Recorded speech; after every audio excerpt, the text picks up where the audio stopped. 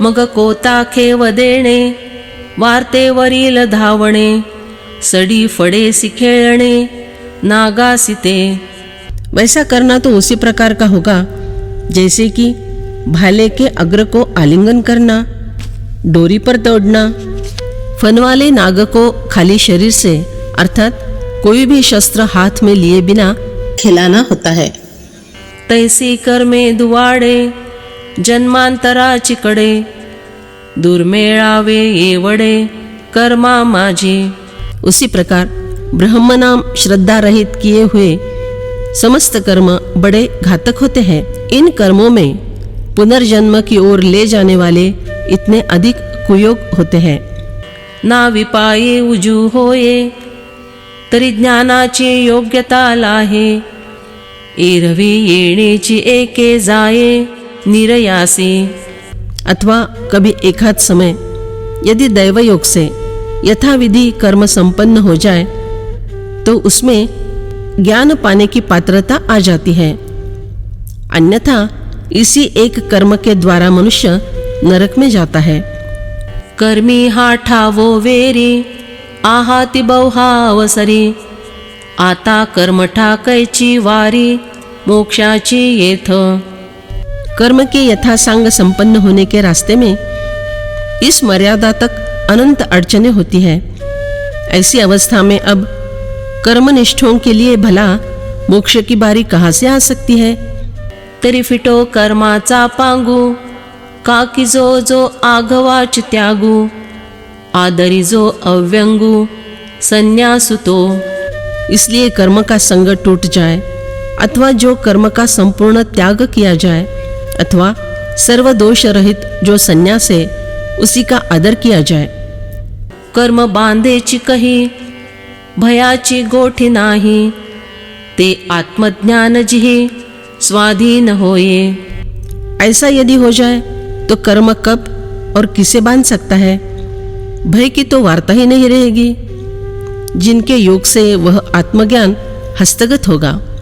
ज्ञानाचे आवाहन मंत्र, जे ज्ञान पिकते सुक्षेत्र, ज्ञान आकर्षिते सूत्र, तंतु जे का।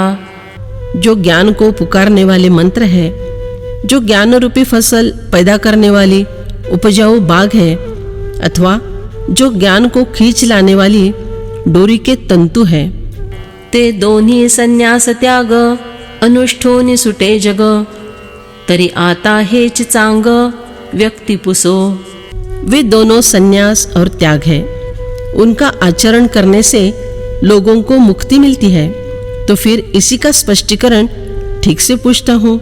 ऐसे म्हणोनी पार्थे, त्याग संन्यास व्यवस्थे, रूप होवावया जेथे, प्रश्न केला। यही सोचकर अर्जुन ने त्याग और संन्यास इनकी व्यवस्था का ज्ञान प्राप्त करने के लिए जिस समय प्रश्न किया, तेथ प्रत्युत्तरे बोली, श्री कृष्णे जे चावळली, तिया व्यक्ति जाली अष्टादशी। तब प्रत्युत्तर में भगवान श्री कृष्ण ने जो निरूपण किया उसकी अभिव्यक्ति 18वें अध्याय में हुई है। एवं अनन्य जनक भावे, अध्यावो संभवे तई प्रसवे, आता आई का बरवे, पुसिले ते। इस प्रकार एकनिष्ठ जनक भाव के कारण अर्थात मोक्ष रूपी अनन्य ब्रह्मनाम श्रद्धा के कारण 17वें अध्याय में ही इसकी निर्मिति हुई और तब मोक्ष योग नामक 18वां अध्याय प्रकट हुआ। अब अर्जुन ने जो कुछ पूछा वह भी सुनिए। तरी पांडुकुमरे तेणे, देवाचे सरते बोलणे, जाणवनी अंतःकरणे, काणी घेतली। तब उस अर्जुन ने यह ध्यान में लिया कि भगवान के द्वारा होने वाला कथन अब समाप्ति तक आ पहुंचा है और वह अपने अंतःकरण में खिन्न हो गया। एरवी तत्वविषयी भला, तो निश्चितुकीर आहे जाला, परिदेवो राहे उगला, हे साहावेना। यदि वास्तव में देखा जाए तो अर्जुन तत्वज्ञान में सचमुच उत्तम प्रकार से परिपक्व हुआ है, परंतु उसका मन इस बात को सहन नहीं कर रहा था कि देव कुछ कहे बिना स्तब्ध रह जाए। वत्स धाले याही वरी, धेनु नवजावी दूरी, अनन्य प्रीतीची परी, ऐसीची असे। बछड़े की तो यही इच्छा रहती है कि दूध पीकर तृप्त होने पर भी गौ माता उससे दूर न जाए। यही तो अनन्य प्रीति का लक्षण है। तेणे काजे ही विण बोलावे, तेणे देखिले तरी पाहावे, भोगिता चाड दुणावे, पडियंता ठाई। वह प्रेम तो यही चाहता है कि जिसका अपने से प्रेम हो उसको अपने साथ कोई काम न होने पर भी बराबर बोलते रहना चाहिए, देखा हो तो भी उसे अपनी ओर देखते रहना चाहिए। उपभोग करने पर प्रियजनों के प्रति वह प्रेम दुगना बढ़ता है। ऐसी प्रेमाची हे जाती, पार्थुतवतेची मूर्ती, म्हणोनी करू लागे खंती, उगेपणाची। प्रेम का स्वाभाविक धर्म ही इस प्रकार का होता है, और फिर अर्जुन तो साक्षात प्रेम की ही मूर्ति है। इसलिए भगवान के मौन धारण करने पर उसे दुख होने लगा। आणि संवादाचे निमिसे, जे अव्यवहारी वस्तू असे, तेची भोगिजे की पै जैसे, आरिसा रूप। और देखो कि जिस प्रकार दर्पण में स्वयं अपना ही रूप देखा जाता है, ठीक उसी प्रकार अर्जुन संवाद के बहाने उस ब्रह्म वस्तु के दर्शन का अनुभव कर रहा था, जो व्यवहार में नहीं मिलती। जरी संवाद तो चिपारुखे, तरी भोगणे भोगिता थोके, हे का साहावेल सुखे, लाचावलेया। वही संवाद यदि बंद हो जाएगा तो उस प्रेम का भोग करना और भोग करने वाला ये दोनों थम जाएंगे। यह बात उस सुख के लिए चटोरा बने अर्जुन को क्या सहन हो सकती है? या लागे त्याग संन्यास, पुसावेयाचे घेऊन मीस, उपरतविले दूस, गीतेचे ते। इसलिए त्याग और संन्यास के विषय में कुछ पूछने का बहाना करके गीता रूपी वस्त्र की तह अर्जुन ने श्री कृष्ण से फिर से खोलवाई। 18वा अध्यावो नो हे एकाध्यायी गीता आहे, जे वासरूची गाये दुहे, तै वेळ कायसी। यह 18वां अध्याय नहीं है, बल्कि इसे एक अध्याय वाली गीता ही समझो। जब स्वयं बछड़ा ही दुग्धपान करने लगता है, तब गौ को पिनाने के लिए भला कितना समय लगेगा? तैसी संपता ही अवसरी, गीता आदरविली माघारी, स्वामी भृत्याचा न करी, संवादुकाई। ठीक उसी प्रकार गीता समाप्ति पर आते ही अर्जुन ने उसे फिर से शुरू करवाई। स्वामी और सेवक का संवाद भला क्या कुछ नहीं कर सकता? अर्जुन उवाच, संन्यासस्य महाबाहो, तत्त्वमिच्छामि वेदितुं, त्यागस्य च ऋषिकेश, पृथक् केशि निषूदन। अर्जुन बोले, हे महाबाहो, हे ऋषिकेश, हे केशनिषूदन, मैं संन्यास और त्याग का तत्व अलग अलग जानना चाहता हूँ। परी हे असो ऐसे, अर्जुने पुसिजतसे, म्हणे विनती विश्वेशे, अवधारिजे। परंतु ये सब बातें बहुत हो चुकी। अर्जुन के द्वारा जो कुछ पूछा जा रहा है वही बतलाता हूँ। वह कहता है, जगत के स्वामी से मेरी विनती की ओर ध्यान दिया जाए।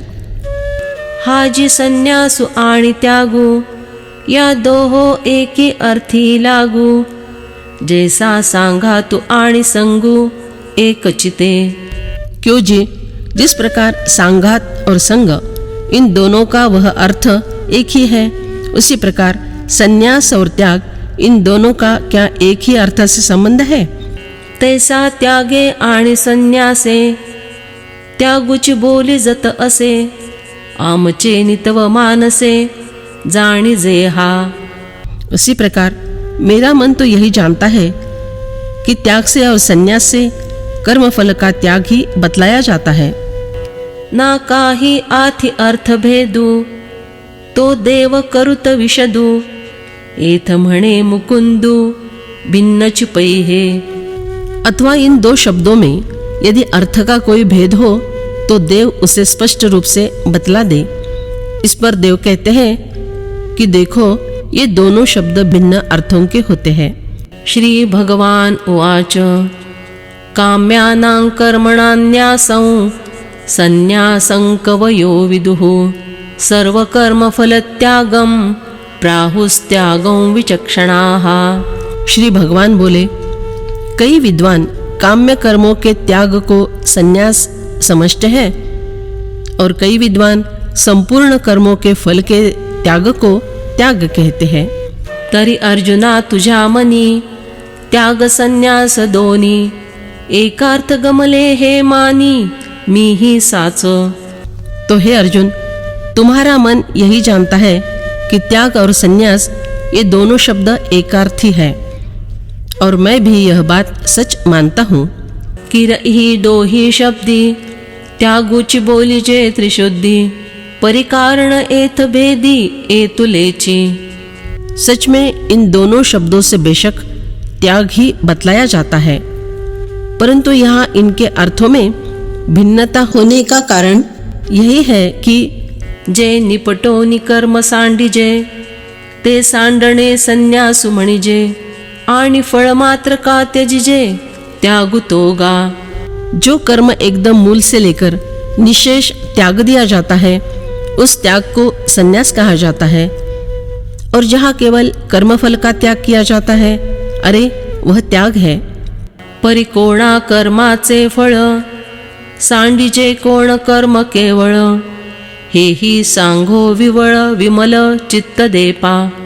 परंतु किन किन कर्मों के फल का त्याग करना चाहिए और कौन से कर्म बिल्कुल ही छोड़ देने चाहिए, इस बात को सविस्तर और स्पष्ट रूप से बतलाता हूँ, ध्यान देना भाई। तरी आपैसी दांगे डोंगर झाडली वीती असार तैसे लांबे राजागर नुटी तीची। तो जिस प्रकार पर्वत घास फूस वनों को क्षुद्र झंखाड़ को आप ही आप निरर्थक जन्म देते हैं, परंतु उसी प्रकार धान के पौधे अथवा राज्योद्यान आप ही आप उत्पन्न नहीं होते हैं। न पेरिता सैंघ तृणे उठी तिसाळीचे होणे तैसे नाही गाराबा उणे जिया परी। अरे बिना बुआई किए अनेक प्रकार की घासें उगती हैं, परंतु उस प्रकार कृषि कर्म अथवा मेहनत किए बिना धान की फसल पैदा नहीं होती। का आंग जाले सहजे परिलेणे उद्यमे किजे नई आपैसी आपादिजे विहिरी श्रमे। अथवा शरीर तो सहज में मिला है, परंतु अलंकार प्रयत्नपूर्वक बनवा लेने पड़ते हैं। नदी का पानी निसर्गतः सहज में मिलता है, परंतु कुएं का पानी परिश्रम पूर्वक प्राप्त करना पड़ता है। तैसे नित्य नैमित्तिक कर्म होए स्वाभाविक परिन कामिता कामिक न निफजे जे। उसी तरह हर रोज का नित्य कर्म और प्रसंग के अनुसार जो करना पड़ता है वह नैमित्तिक कर्म ये स्वाभाविक रूप से होते रहते हैं, परंतु वह काम्य कर्म है जो इच्छा किए बिना उत्पन्न नहीं होता। कामनेचे दलवाडे जे उभवावे या घडे अश्वमेधादिक पुढे याग जेथ। जिस काम्य कर्म को संपन्न कराने में कामनाओं का समुदाय ही कारण रूप होता है, जहाँ अश्वमेध आदि प्रसिद्ध यज्ञ याग संपन्न किए जाते हैं। वापी कूप आराम अग्रहारे महान ग्राम आणि कही संभ्रम व्रतांचे जे। कुएं कुई उद्यान इनामी जमीन बड़े बड़े गांव और भी कुछ व्रतों के आडंबर होते हैं।